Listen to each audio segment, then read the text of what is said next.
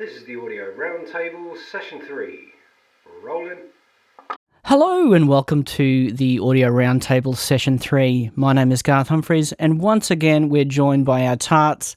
Satauna, how are you? I am doing okay. Nice.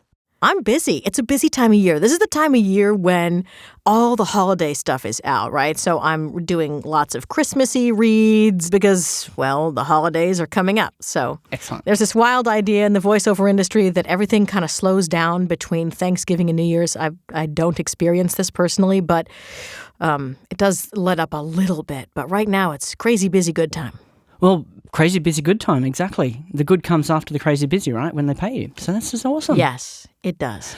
Matt, how are you? This is probably a busy time of year for you too. Yeah, it is. I'm pretty good. I'm a bit gigged out at the moment. It's been very busy for me the last month or so too. Heaps of studio work has come in and a lot of stuff I didn't expect to see come in, which has been really good. And then so many gigs, so many gigs. Yeah. And so, yeah, I'm a bit over gigs at the moment. But this is where you make bank, so like Satauna said, so it's all right. In January, when it all calms down a bit, I'm going to go to Adelaide or something and just relax. Man, I can think of better places to go than Adelaide, but, do what you will. Adelaide's all right. Better than going to the Gold Coast. Actually, I don't know. I've never been to Adelaide. I'm sure it's a wonderful place. It's Radelaide, man. Scott, how are you? Hello, Garth, me old China. How are you? Scott. Ask me why I'm talking like this. Scott, why are you talking like that? Well, I'll tell you. I'm talking like this because we received some feedback from a listener who said that I remind him of a certain gruff-voiced, sweary English actor called Jason Statham. Statham. No, Statham. I don't know how to say it, but that's not important. Point is, I've decided to double down on that feedback. That is fantastic. There is no way I'm going to be able to maintain that. So sorry, Richard, but thanks for writing in. Feedback's feedback. That's right. To answer the original question, I am not too shabby. I've got some good news. Hey. Oh, well, let's jump straight into your good news then. What is your good news? Okie dokie. Well, first of all, let's have a little listen to a bit of a song that I've been working on this month, and I'll tell you the good news afterwards.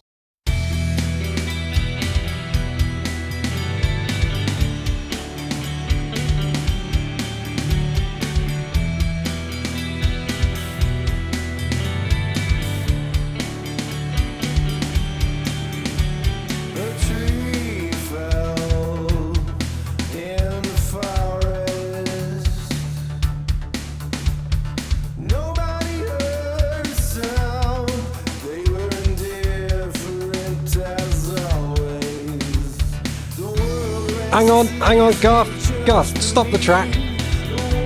Excuse me? Hello?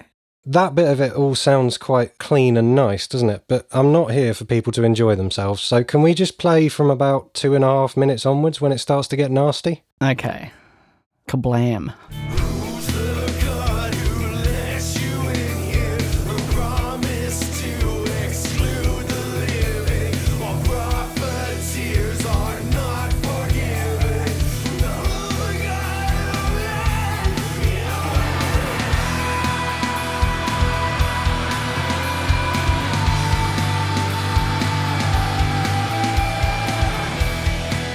Go on, my son!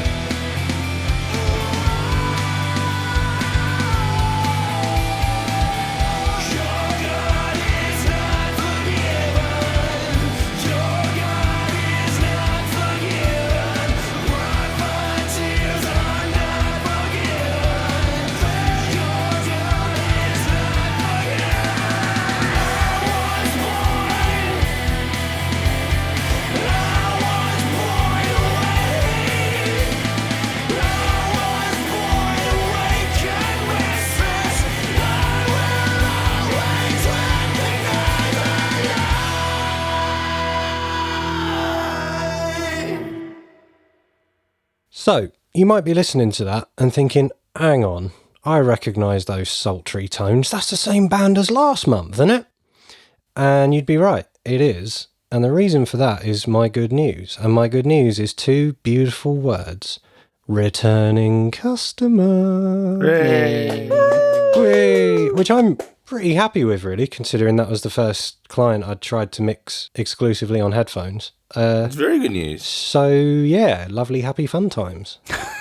We've got lots of lovely, happy, fun times today. Shiny, happy Chesworth has a client. Maybe I'm not awake yet.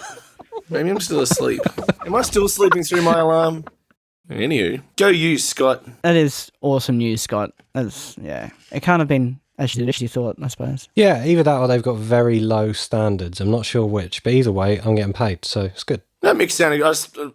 The mix I listened to on the headphones then sounds quite good. Sounds really good. On these AirPods, yeah. No, on my studio headphones, which are a $50 set of studio headphones because a client broke my good ones last week. Can you bar someone from a studio? Not if you want to keep getting paid. Ah, yeah, that's a problem. You can choke them out with a headphone cord, though. That's fine. You can just up your rates until they can't afford you. I like your style of thinking, Satauna. So, Scott, now that you've done this and you've got this repeat client and you did everything in headphones and they loved it, are you changing your goal? Are you keeping your headphone goal? Or where are you with this? Well, I'm glad you asked. I am going to deviate from the goal just for a month to test the power of tart. This is how it starts. Just for the next month, I'm going to try switching my goal to something else. Long story short, my girlfriend, Kim, has started recording a podcast that she wants to start putting out. And it's really good. And I said I'd edit it for her. And just between you and me, that was quite a long time ago. And so far, the total progress I've made towards editing the first 3 episodes is none. Oh. And man, I don't know why I can't do this. Like, the show is really good. It's super interesting. There's really good chemistry between the hosts. It's not going to be hard work. I don't know why I just can't get round to doing it.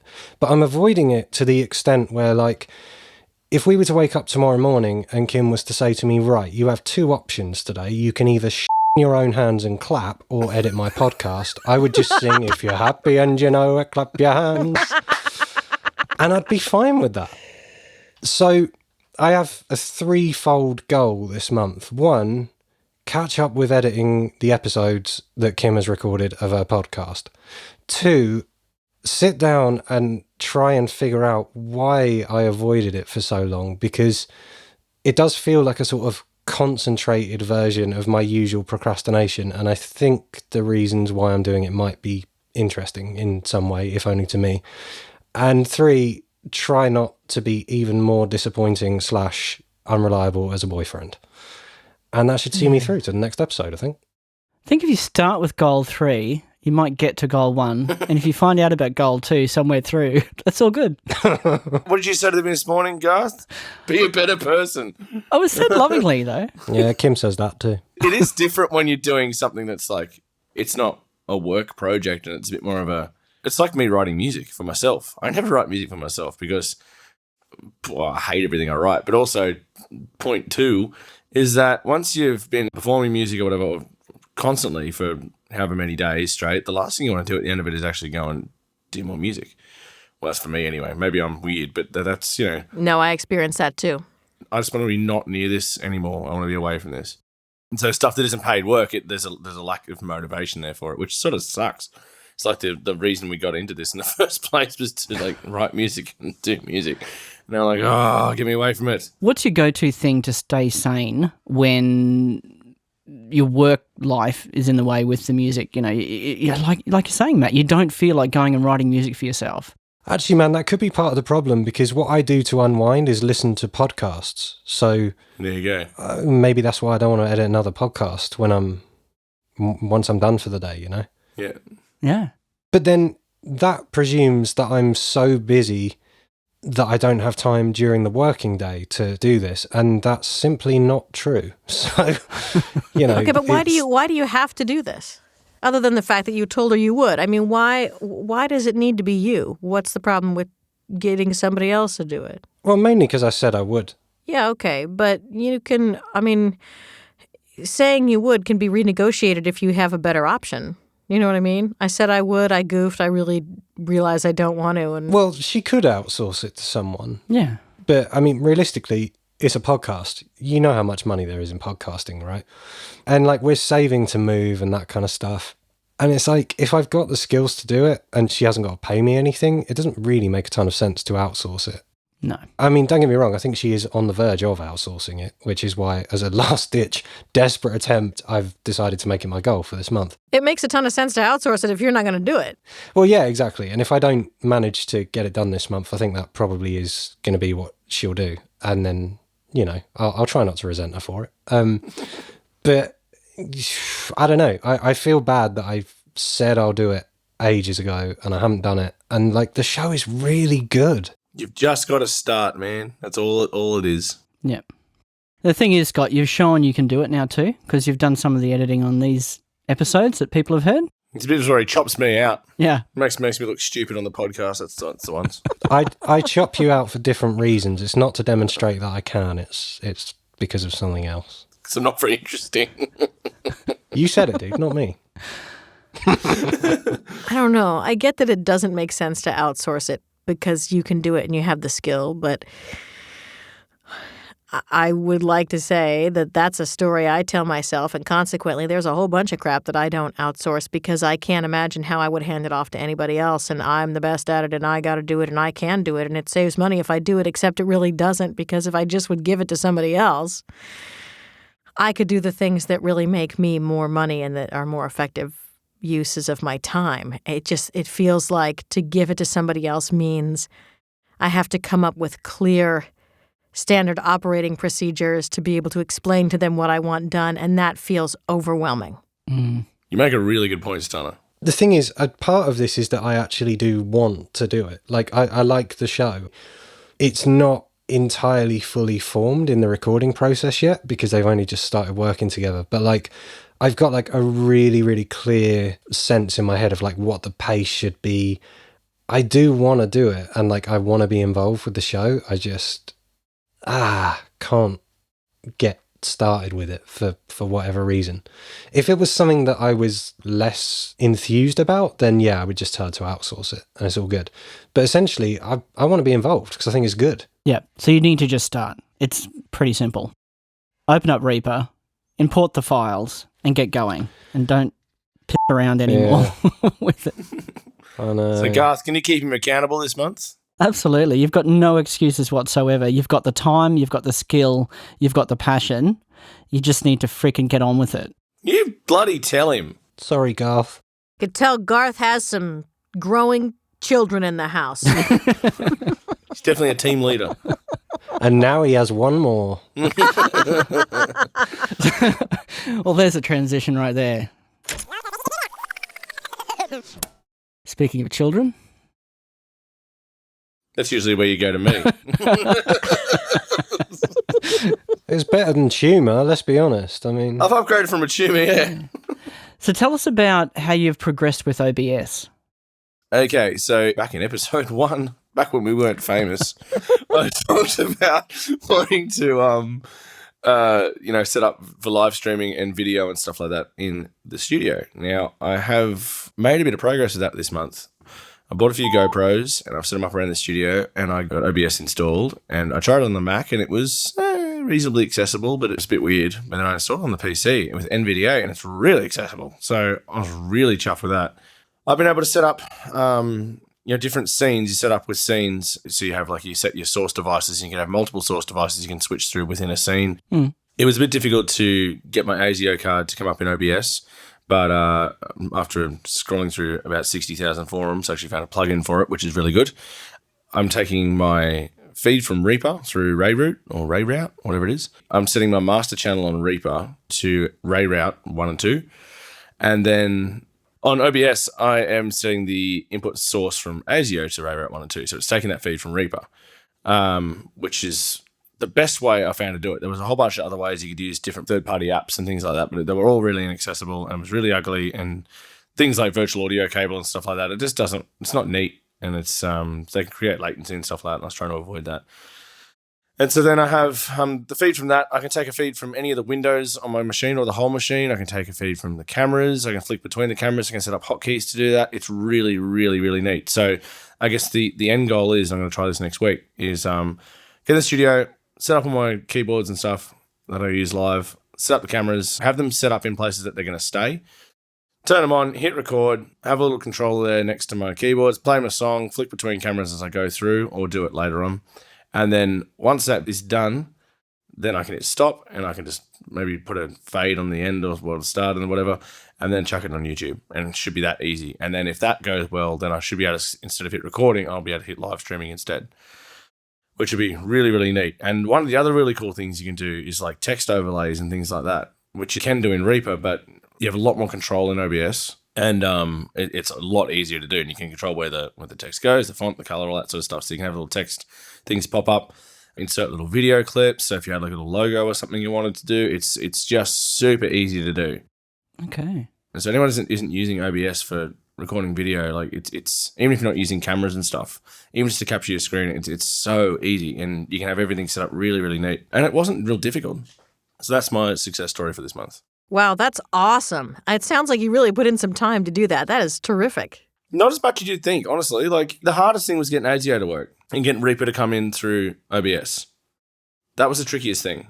And also getting my head around the way it handles sources and stuff like that. And there was a few little accessibility quirks, and I might have to do like a demo with this. The sources list didn't read until you added a source, things like that. But once I got past all that, it's super easy. And so now during actual performance, while you're recording, you can swap between cameras to your feed from your monitor if you want instead, video capture. Yeah. So you said you had Reaper using your ACO card. Yep. And then that feeding through to OBS through reroute.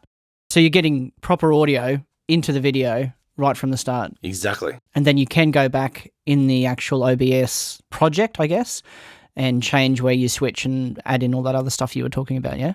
That's one thing I'm not sure if you can go back and switch. I'm not sure if you can do that. Okay.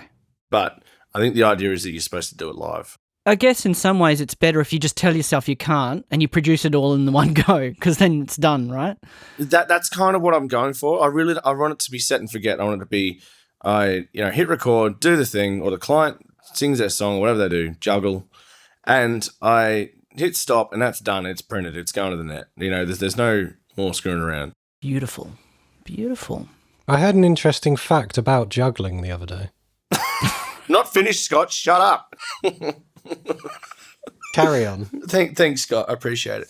Oh, yes. What I will end up doing is set up a template in Reaper and have, instead of it coming out of the master, have it coming out of a bus, so I can control exactly what goes to the bus and, have it all sounding the way I want in that bus, and still be monitoring on a different send and that sort of thing. So that will be really nice when I get that going. Add and remove processing on the fly and stuff like that as well, I suppose. Yeah, exactly. Adjust, effects and things like that. Yeah, so it's getting there. Do you think you're close enough now to kind of having a working setup that maybe your goal could be having a something up on YouTube by the next episode, do you reckon? Or yeah, I reckon so. Definitely. I'm going to trial this next week. Probably just going to use one camera to start with and just make sure everything's syncing and working okay. I said at the start that, I want to be able to chuck a video up a week at least, and to do that, it needs to be super easy to do. Mm-hmm. I would like to think I'll have a couple of videos up by next month. oh, hello. Couple of things for me to click dislike on. Excellent. You're that person that clicks dislike on my videos. I knew it was you. You ever notice that on YouTube videos, there's always one thumbs down? There is. Like, who could be bothered? In your case, I'm that guy. Great, thanks. Can you ban people from your channel? Matt, that's fantastic that you've actually got that done and committed to improving on your soft goal and actually getting some stuff up. So, excellent. Satauna, how are you going? I'm not going to talk about my goal. I'm just going to forget about my goal. Let's talk about workflow. Workflow! No. I'm going to ask. I have to ask. Where are you at with boot camp? We're keeping each other accountable here, Satauna. I know. You're so good. No, where am I with boot camp? I'm nowhere with boot camp because Because I have 64 gigs of RAM. So if boot camping is not going to, I mean, if I could run both of them side by side, that would be cool. So I'm going to actually try the whole virtual machine thing first. Okay. No, you don't want to be doing that for audio, I don't think. Or at least not in my experience. I know. That's what they say. That's what I hear. But my audio isn't like a billion tracks and... Yeah, no, I reckon you'll be right, Satauna. I reckon you'll be right. Yeah, you don't care about latency. It's one. Yeah, it's tiny. So we'll see. I think you'll be fine. Workflows. Tell me all about yours. I will say this, the flow of work is consistent. You can have a workflow for opening a beer can. True. Oh, this I want to hear. You usually don't need one, but... No. Hey, we could have a workflow for recording this, but we don't. No, it's out the window. Okay, I was talking about workflows, though. So the workflow I was going to talk about was just this basic thing of what I get when I get a script and how I do my voiceover work. I'm a Braille user. Ridiculous. I love my Braille. I couldn't live without my Braille. So I read all my scripts on a Braille display. And because I have this business thing going, and it's not a hobby for me, like it's really what I do for a living, I have more than one Braille display because, if one has to go in for repair, which they inevitably do, you gotta have something else.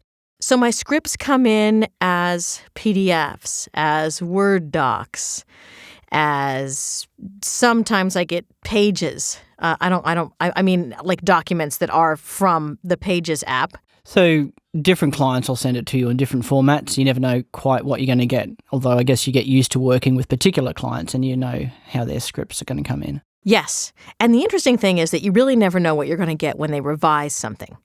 So clients will, they'll send out a script and I will read it and then they will come back with changes. And some clients put the changes in red and some put them in yellow and some put them in bold or whatever, and there's no easy way to manage that with a screen reader, in my view. Some do a really nice job of at least, if you've got a Word document, you can use the screen reader to look at the comments because they're in a separate section and there's separate keyboard shortcuts, right? Yep. But you'll get people that send a PDF and it's not, you can't easily go find the comments. No. So for me, this is where Ira is really helpful. Okay. Because I can call up Ira, I can send them the document and say, this is what I want out of this document. And they will pull out all the junk I don't need and send me back the stuff I do need. Yeah. What did you do before Ira, Satauna? Because you've been doing this since 2013, so... I would send stuff to my husband. Fair enough. Yeah. But he's stoked Ira exists. So mostly you're using JAWS or NVDA?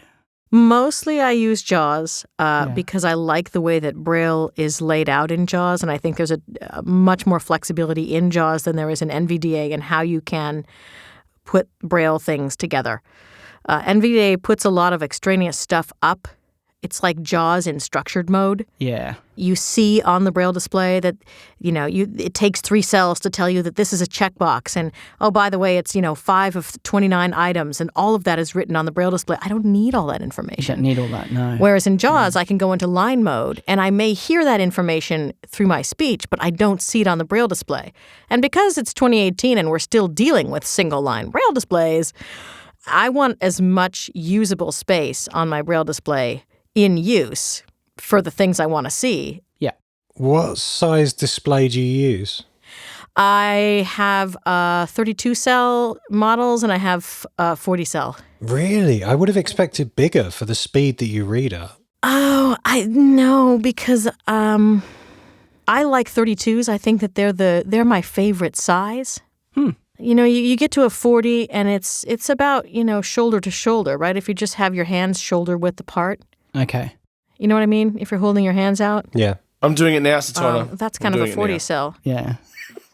The other thing is that long ago and far away, the displays had a backside to them that you could put the keyboard on. Yeah, I remember those. You don't really have that anymore. You have these displays that are just displays, and they're trying to make them as compact as they possibly can. And so the keyboard doesn't sit on top of the display. So I actually have a little table that's raised up that has the keyboard on top of it because I find that if I put a keyboard behind it, it's awkward. It doesn't work really well. And I've gone through lots of iterations of this. Having been doing this for a number of years, I used to have the Braille display in my lap and the keyboard right in front of me. And that got old real quick because you just feel scrunched up with that display constantly in your lap. I mean, everybody has to find their own thing. But 32 and 40 cells are my favorite. I have a larger 60-something cell Alva display. It's an old Alva satellite something or other. And it's connected to a Mac, because there's some weird things in getting it to work with Windows, and I just haven't gotten around to it. So it's on my Mac, and it's great. It works beautifully. It's great, and it's big enough that the keyboard can sit right on the top of it. But I wouldn't use it for reading. It's too loud. And that's another thing, is that you got to find a display that's quiet enough. That was going to be my next question. I've never had a client tell me that the Braille display is the problem. I've had clients tell me that I'm clicky. Take a bite of your green apple there, or drink some water, or do something, because you get all that clicky stuff. But I've never had anybody say, the Braille display is the problem. Yeah, right. When you're actually, QCing your own piece of work, do you hear it in there? Or is it really not that loud? Yeah, sometimes I will hear the click. Depending upon what Braille display it is, you get different clicks and things like that. So, yeah, I can. Is there a particular one what's your preference then? I love the Braille Sense. It's really, really quiet by HIMS. The old Braille Sense U2. I don't have a Polaris, which is their newer stuff. I like the Humanware stuff, but as the Humanware stuff gets older, the buttons get louder. I swear, I don't know what. It's like, you've hit that thumb key, thousands of times, and now it talks to you every time you hit it. You can hear the click. You'd think it'd get quieter. Yeah, I've taken one of those suckers apart, and the build quality is shameful inside, for what it's worth. Yeah, I made an old Braille note that I took apart once I finished breaking it, and it was surprising how plasticky it all was inside, and there was not much actual spring-loaded action on the buttons or anything like that. It was really quite interesting. Satauna, what about fluency of reading? Because the other day I heard you reading something, just like reading it live, and I was like, holy shit, I have never heard anybody read Braille that fast, which is partly why I was surprised that your displays are quite small. So is that something that you've put specific work into? Do you have any sort of practice regime or anything, or do you just read a lot? I was born blind, so I learned Braille when everybody else was learning print, so 4 or 5 years old. Yeah, me too, but I've still kind of got the reading age of a 6-year-old. Yeah, what's my excuse? And I loved reading. I mean, I remember being really small and other people reading, and I hadn't learned anything yet. In fact, I remember when I got the first Braille book ever, which just had the alphabet and basic words and things like that. And I didn't know to just use the tips of my fingers, and I was running my whole hands over this book this is how I'm going to read. Supposed to use your fingers? Yeah, so no, I loved reading and writing, and I was an academically oriented kind of kid, and I was a Braille user from the start. Oh, God, one of those. Yeah, one of those geeky. Yeah, I was. Yeah, we can take the piss out of her as much as we like, Scott, but we still can't read. Yeah, there is that. Yeah. When the apocalypse comes and we need someone to find the fire exit, and she's going to be fine. The male toilets again. Seriously, though, what is your excuse, Scott and Matt? I hated Braille. I read it. I did all of her through school, and I can read it. I can read, but I'm not quick. I can do it, but I don't think I could read and say it out at the same time. Yeah. I used to read a lot as a kid, but now, I mean, I don't know, man. 10 years on base will kind of destroy your fingertips. Yeah. So now it's just lack of practice. As shameful as it is, I got a screen reader and just kind of never went back to Braille because that was more effort. Yeah, I'm exactly the same. Exactly, because it was more effort. So now it's really bad. Mm. But I run into a lot of people who have Braille displays and somehow don't have them connected to their PCs. That's me. I've got 2 of them. How do you have something that expensive that you're not using as a terminal to your... Yeah, if I had one, I'd be using it. And I think that's a big piece of the issue right there. So what happened for me is that I started reading Braille, and I read Braille, and I read Braille, and then in the 7th grade, I saw my first paperless Braille devices, and we got them in our school district, and I was able to start using them. They were old VersaBraille 2s. We had VersaBraille 1 even with the cassette tapes. Hey. So I learned the use of Braille displays really early, and once that happened, I was hooked, and it didn't matter. We found a way to get Braille displays because they were so valuable for me, like just having that flexibility. I think the reason that I have them and I'm not using them is, it's a bit of a shameful answer, but it's because I didn't pay for them. So I don't attach like a huge amount of value for it because it's not something I kind of really worked for to acquire. It's just, stuff that came to me as part of a previous day job or something I just kind of inherited. Like that sort of stuff is really easy to just throw it in a cupboard and be like, oh yeah, that'd be neat. One day I'll get around to setting that up, and then never quite get into it, I think there's a learning curve to it too. Yeah, I'm sure there is. Like, because the few times that I've tried navigating and just relying on a Braille display, I've been horribly unproductive, and that kind of put me off as well. But I'm sure that's user error. Right, but see, I don't rely solely on a Braille display. I think the Braille and speech combination works really well. When I'm reading a script, I rely on a Braille display totally. But in terms of, using my computer... Yeah, just kind of getting around the OS and stuff. I don't completely turn off the speech all the time. Right. I use it when I need it. And again, I want the Braille display to show things that maybe the speech doesn't say, or the speech to say things that I don't need to see on the Braille display. The two work in tandem. They work together. So if you're now using a computer and you're using a screen reader and you don't have a Braille display there, do you find that weird? It's really hard. Yes, it's extremely hard for me. Right. And that's actually a weakness of mine, is that I just can't separate. I do use the two modalities so much together that it really is hard to just use one. I also think that the problem with Braille displays is that every single one of them is different. Yeah. Right? The way that the keys are laid out on every single Braille display is different. And then every single screen reader has, their own set of key combinations that are different for every single Braille display. And then I don't like them, so I go in and I change all the keyboard settings so that my Braille, my keys on my displays do X, Y, and Z, because I don't understand why some stupid person put this key combination to do this thing that doesn't make any sense to me. I don't leave the default settings for Braille displays either. I think there is not reasonable training on how to, use them and make them effective. I mean, for goodness sake, we send JAWS in structured mode because everybody who's been using Windows for eons needs to see that it's a checkbox and that it's checked on their Braille display. I just find that ridiculous. So something I've never really been able to get my head around is like when I'm using a computer, I don't use a Braille display, I just rely on a screen reader. And I'm using both hands on the keyboard, and I can't really spot times when one of my hands could be on a Braille display and I could still be as fast as I am. Are you reading Braille with your tongue or something, or is it? I think a lot of the generic navigation I'm doing on the keyboard. When I get into, I use the Braille display for reading and proofing, and remember that a lot of Braille displays these days have Braille keyboards on them. Yeah. Or some of the note-taker models. You have, like my Apex in front of me here is an Apex QT, not a BT, so it's got a QWERTY keyboard on it. Oh, fancy. So the QWERTY keyboard's right there. Right.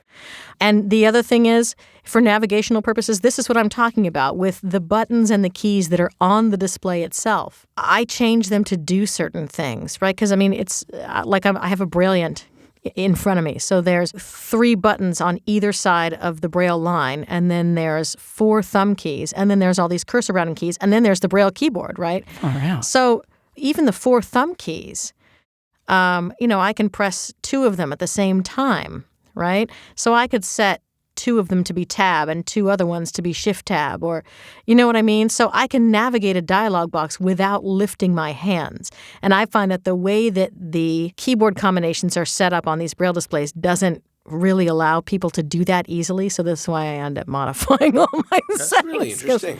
Yeah. It That's is super super interesting. It also sounds like a lot of work to get used to it. I could see where that'd be so useful, though. Yeah, I've been doing it for a lot of years. But I Braille is not well supported. I mean, even in JAWS, while I think that they've done a nice job, they are Braille display manufacturers. And yet when you migrate from one version of JAWS to the other, every time the darn thing upgrades, there's a merge utility, and it merges everything but your Braille settings, which is infuriating. Reason 8,000 to be pissed off at Freedom Scientific. Brilliant.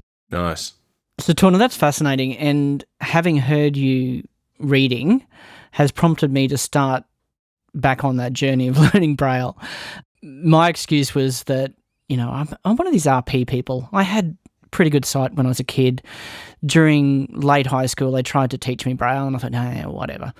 And never really took it up. But there's so many instances at work where I think it would be beneficial for me to have that skill, especially in meetings, presentations, things like that, to be able to reference notes without some earphone in my ear trying to do the whole text-to-speech readouts thing.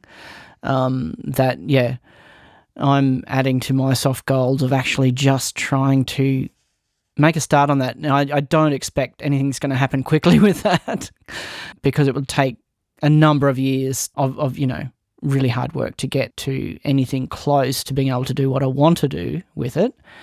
But I am starting, and the simplest, easiest way for me to start is get the bloody Braille on-screen keyboard back on my phone and actually start using that to do some text. Yeah, me too. I agree. It makes me want to go get a Braille display. Yeah. Okay, I have to say one more thing, which is that one of the reasons that I have as many Braille displays as I do is because there are some incredible deals these days. With the Orbit coming out and it being a relatively cheap way to get into Braille displays, people just can't sell all of these older models for anywhere near what they paid for them. And people can't afford to get things repaired either.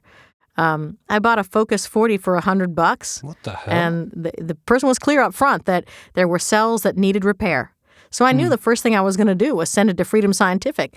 But they charged me like $450, and they warrantied it for 90 days after that. You're still ahead. And they had it back to me in a week, and I had a Braille display for $550. That's what, a $2,700 Braille display new? Yeah. That's awesome, isn't it? God. It's funny because Garth and Matt are both like, wow, this has inspired me to learn Braille.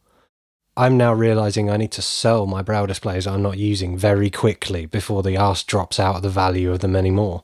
Exactly. No, it's already dropped out, Scott, and on that, you can sell one to me. I'll give you $50 now. Yeah. 60. 65. That's it, I'm out. Sounds fair. So let's go a bit further into your workflow, Satauna, with, we'll move on from the Braille display next month, hey? Sounds good. And if anybody has any questions, you can always send them to feedback@theaudioroundtable.com. Now, through to the feedback at theaudioroundtable.com, we've had a couple of soft goals come through. Hey. First, let's have a listen to this one from Sean. Hello, tarts. Okay, so I've got a soft goal, but enough of my medical problems. No, I've got a soft goal, and that is I want to start using Reaper as my main editing software. Now, I'm not as talented as you guys, crawly, I know, but I'm not doing music production. All I'm doing is vocal edits, podcasts and radio shows and things like that. So a few vocal tracks and a couple of bed tracks maybe, nothing too complicated. And I feel comfortable with Audacity. I seem to have my workflow sorted. I've got a couple of batch chains set up that seem to work well with the majority of projects I'm doing, compressors and noise gates, whatever. But one problem I have is that Audacity does seem to crash quite a lot lately. And I've got a terrible habit of I'll just do this little edit, then I'll save it. And I haven't lost a project yet. Audacity is great at recovering after a crash, but still, it does take up a lot of time. So, I've heard Reaper is great, and Garth keeps going on and on and on about it, so I want to make that switch. But I'm conscious of that time it takes to actually learn a new software package. If I've got an hour edit to do, it may take me 4 or 5 or however long on a new system. So, I'm looking for your advice. What's the best way to make that switch? Should I just jump right in, or is there a better way? Okay, thank you so much. Great show. Keep up the good work. All right, so how do we get him off bloody Audacity? Well, I went through a very similar thing when I was stuck in Sonar for a long time, and I knew everyone was using Reaper, but for me it was like I don't have enough time to learn Reaper. And I don't know if there really is a good answer to this. Is more than just like you just have to dive into it. Really, like it was a matter of me reading loads about it late at night and then going in and trying to execute that the next day, and sometimes with clients in the room, which is bloody terrifying because, you know, like, how do I do something so basic like set an input or something, you know? It was kind of terrifying, but it was kind of, I don't know, I found when I got into Reaper really exciting too because things were making sense to me as I was going. Not everything, but the things, like, it clicked pretty quick.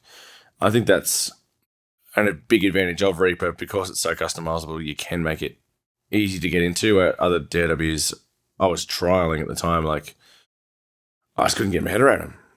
I was trying out Samplitude and, you know, I just couldn't do it. I don't know why. I just couldn't get my head into that game. So, but then as soon as I started working for Reaper, I'm like, oh, these item things make sense. That makes heaps of sense. I should do this.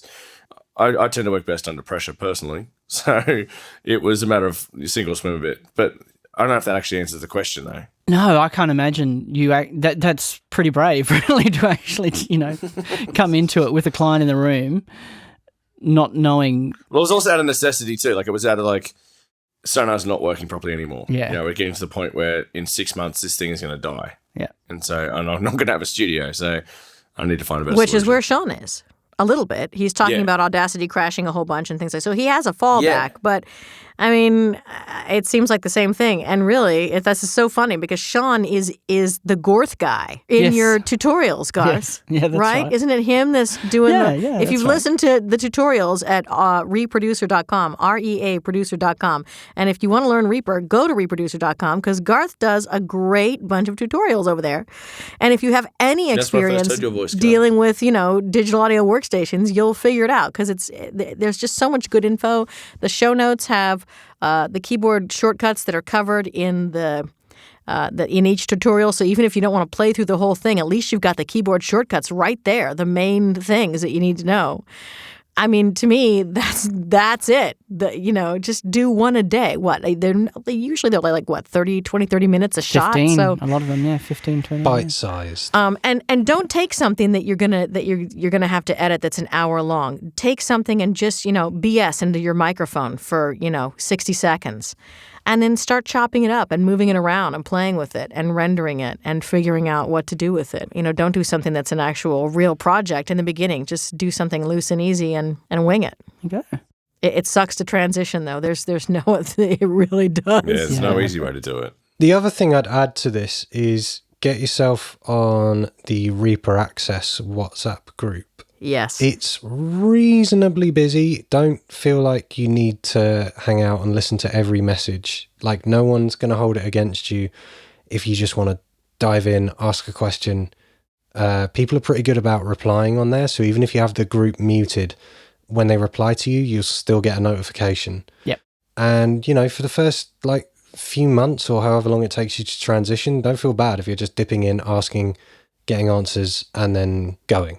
That's what it's for, and everyone that's in there is there because they want to help. Exactly, yeah. Of course, given time, like once you're the absolute don at this stuff, if you're not coming back to help out, I'll come round to your house and have words. You're on hot spoon again. But we're at least a couple of months away from that yet. So for now, I would say the WhatsApp group is a really good source of info, like when you're stuck and you just need a little nudge in the right direction. You know what? I want to throw one other thing out, which is that if you have a little bit of extra money, you know, people will be happy to work with you one-on-one. And sometimes if you want to get it done quick, just find somebody to hang out with for an hour and you will get so much accomplished in that hour that it will take you, you know, 3 or 4 times as long to plow through the documentation to find out the things that somebody could just tell you if you sat down with them. Yeah. Make sure that person is actually good at it though, because I see people offering that service that have absolutely no business offering that service. Not going to name names. We might have to name some names afterwards, Scott. Yeah. You see my website, Scott?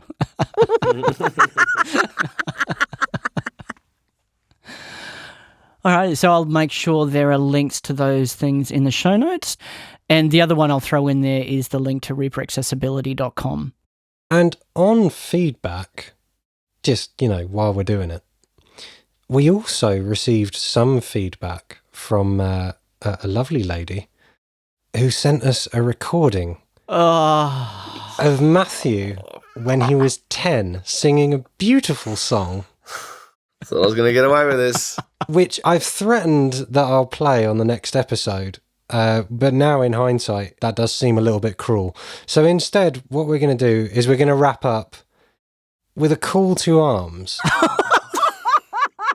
If you want to hear Tiny Matt singing beautifully, write to us at feedback@theaudioroundtable.com.